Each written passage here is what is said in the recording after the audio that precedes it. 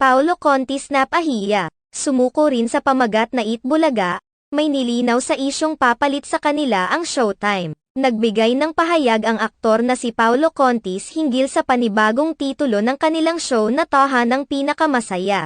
Nagmula umano ang kanilang panibagong pamagat sa kanilang jingle, ang magbigay ng saya, Tahanang Pinasaya. Ayon pa kay Paolo Contis na angkop lamang ito dahil ang layunin naman nila ay ang makapagbigay ng saya sa kanilang mga manonood at sa mga sumusuporta pa rin sa kanilang programa sa kabila ng lahat.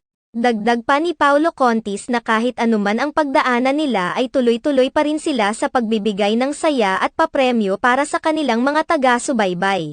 Samantala, hindi naman idinetalye ni Paolo Contis kung matagal na ba nilang pinaghandaan ang pamagat na ipinalit nila sa Itbulaga.